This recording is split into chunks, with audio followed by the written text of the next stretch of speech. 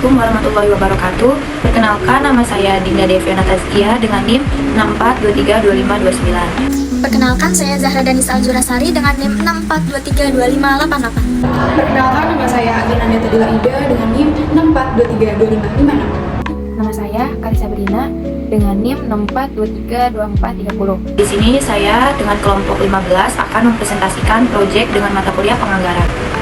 Pengertian budget upah tenaga kerja langsung. Budget upah tenaga kerja langsung ialah budget yang merencanakan secara lebih terperinci tentang upah yang akan dibayarkan kepada para tenaga kerja langsung selama periode yang akan datang. Sedangkan yang dimaksud dengan tenaga kerja langsung ialah para tenaga kerja yang langsung menangani kegiatan proses produksi. Selanjutnya ada fungsi perencanaan dan pengendalian anggaran tenaga kerja langsung. Penyusunan anggaran kerja langsung yang baik dapat memberikan keuntungan bagi perusahaan, yaitu sebagai berikut. Yang pertama, penggunaan tenaga kerja lebih efisien. Yang kedua, biaya tenaga kerja dapat direncanakan dan diatur lebih efisien. Yang ketiga, perhitungan harga pokok barang dapat dihitung secara tepat. Dan yang keempat, alat pengendalian tenaga kerja langsung. Selanjutnya, kegunaan budget upah tenaga kerja langsung. Kegunaan budget upah tenaga kerja langsung yaitu yang pertama, sebagai dasar untuk menyusun anggaran harga pokok penjualan bersama-sama dengan anggaran bahan baku dan anggaran BOP. Yang kedua itu sebagai dasar menyusun anggaran kas, dan yang ketiga itu sebagai dasar untuk menentukan kebijakan tentang pemberian beban kerja kepada para karyawan agar seimbang dan asli. Sistem upah menurut waktu. Sistem upah menurut waktu adalah yang menentukan bahwa besar kecilnya upah yang akan dibayarkan kepada masing-masing tenaga kerja tergantung pada banyak sedikitnya waktu kerja mereka. Keuntungan sistem upah menurut waktu yaitu yang pertama, para tenaga kerja tidak perlu buru-buru di dalam menjalankan pekerjaan karena banyak sedikitnya unit yang mampu mereka selesaikan tidak berpengaruh pada besar kecilnya upah yang mereka terima. Dengan demikian, kualitas barang yang diproduksi akan dapat terjaga. Yang kedua, bagi para tenaga kerja yang kurang terampil, sistem upah ini dapat memberi ketenangan dalam bekerja karena walaupun mereka kurang bisa menyelesaikan unit yang banyak, mereka akan tetap memperoleh upah yang sama dengan yang diterima oleh tenaga kerja lain. Kemudian ada sistem upah menurut waktu kerugian. Sistem upah menurut waktu kerugian yaitu yang pertama, para tenaga kerja yang terampil akan mengalami kekecewaan karena kelebihan mereka tidak dapat dimanfaatkan untuk memperoleh upah yang lebih besar dibandingkan para tenaga kerja yang kurang terampil, sehingga tenaga kerja yang terampil kurang bersemangat dalam bekerja. Yang kedua, adanya kecenderungan para pekerja untuk bekerja lamban, karena besar kecilnya unit yang dihasilkan tidak berpengaruh pada besar kecilnya upah yang mereka terima. Selanjutnya ada sistem upah menurut unit hasil. Sistem upah menurut unit hasil adalah yang menentukan besar kecilnya upah yang diterima tenaga kerja. Tergantung pada banyak unit yang dihasilkan, semakin banyak unit yang dihasilkan, semakin banyak upah yang diterima. Keuntungan sistem upah menurut unit hasil yaitu yang pertama, ada para tenaga kerja yang terampil akan mempunyai semangat kerja yang tinggi dan akan menunjukkan kelebihan keterampilannya. Karena besar kecilnya unit yang dihasilkan akan menentukan besar kecilnya upah yang akan mereka terima. Akibatnya, produktivitas perusahaan meningkat. Yang kedua, adanya kecenderungan pekerja untuk bekerja lebih semangat agar memperoleh upah yang lebih besar. Lalu sistem upah menurut unit hasil kerugian. Sistem upah menurut unit hasil kerugian yaitu 1. Para pekerja akan bekerja terburu-buru sehingga kualitas barang kurang terjaga. Yang kedua, para pekerja kurang terampil akan selalu memperoleh upah yang rendah. Akibatnya, mereka kurang mempunyai semangat kerja. Perbandingan selisih tarif upah.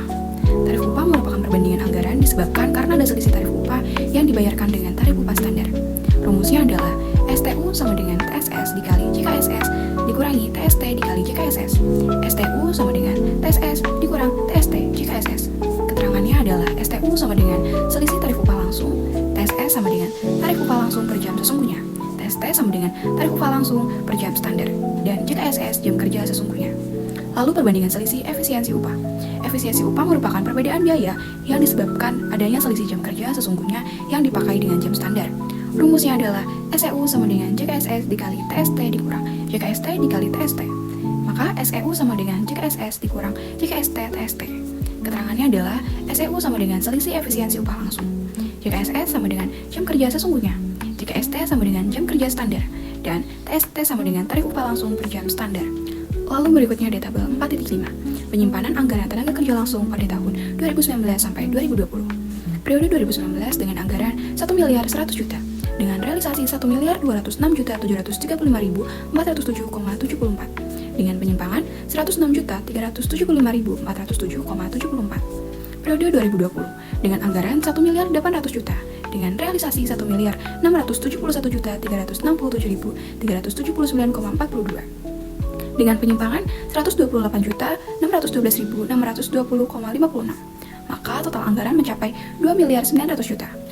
Total realisasi mencapai 2.878.122.787,16 dan total penyimpangan mencapai 235.348.028,32. Verifikasi dalam data riset ini berupa deskripsi dengan fokus penelitiannya, analisis anggaran biaya tenaga kerja langsung terhadap efisiensi biaya tenaga kerja perusahaan. Maka pada tahun 2019 perusahaan lebih menguntungkan dibanding tahun 2020 dikarenakan besarnya biaya real yang dikeluarkan perusahaan anggaran tahun 2019 untuk gaji dan upah tenaga kerja langsung, adanya pengeluaran biaya secara tidak terduga. Sedangkan pada tahun 2020 untuk gaji dan upah tenaga kerja langsung realisasinya lebih rendah disebabkan penurunan order yang didapat serta tidak tercapainya target penjualan saat pandemi. Berikutnya merupakan tabel 4.6. Perhitungan selisih tarif upah langsung pada tahun 2019 sampai 2020, yaitu Rp219,16. Tarif upah sesungguhnya mencapai Rp136.466,48. Jam kerja standar Rp8.715. Selisih mencapai Rp106.735.393. Lalu anggaran tarif upah standar Rp204.894,70. Tarif upah sesungguhnya mencapai Rp190.254,68. Jam kerja standar 8.785. Selisihnya mencapai 128.614.157. Maka hasil dari tabel 4.6 selisih tarif jam tenaga kerja langsung menunjukkan bahwa adanya selisih biaya yang telah diterapkan oleh perusahaan. Dari selisih upah tenaga kerja yang mengalami penurunan pada tahun 2019 sebesar 106.735.393 menjadi minus 128.614.157 pada tahun 2020. Tabel 4.7. Perhitungan selisih tarif jam kerja langsung pada tahun 2019 sampai dengan 2020. Tahun 2019, jam anggaran kerjanya 2.080, jam kerja aktualnya 8.715, tarif upah jamnya 126.219,16. Selisihnya 837.464.126,6. Tahun 2020, jam anggaran kerjanya 2.80, jam kerja aktualnya 8.785, tarif upah jam kerjanya 204.894,70. Selisihnya 1.373.818.963,5. Hasil dari tabel 4.7, selisih pada tarif jam tenaga kerja langsung mengalami kenaikan pada tahun 2019 sebesar 833.464.000 menjadi 1.373.818.963 rupiah pada tahun 2020. Dari data yang telah penelitian itu, ditemukan bahwa setiap tahunnya perusahaan mengalami naik dan turun pada biaya tenaga kerja langsung. Dengan ini, jam kerja yang telah ditentukan perusahaan sudah efektif dan efisien. Kesimpulan 1. Hasil analisis menunjukkan selisih biaya tenaga kerja langsung pada Delta Jaya Energi belum bisa dikatakan efisien, dikarenakan terjadi penurunan yang terjadi pada tahun 2020 tidak dapat mencapai target yang ditentukan. 2. Hasil perhitungan tarif upah menunjukkan tidak menguntungkan disebabkan karena tarif upah langsung lebih besar dibandingkan tarif upah standar. Yang ketiga, biaya sesungguhnya mengalami penurunan disebabkan adanya penurunan pemesanan produk pada masa pandemi yang berpengaruh pada pemotongan gaji para karyawan. Yang keempat, hasil perhitungan tarif upah menunjukkan tidak menguntungkan disebabkan karena tarif upah langsung lebih besar dibandingkan tarif upah standar.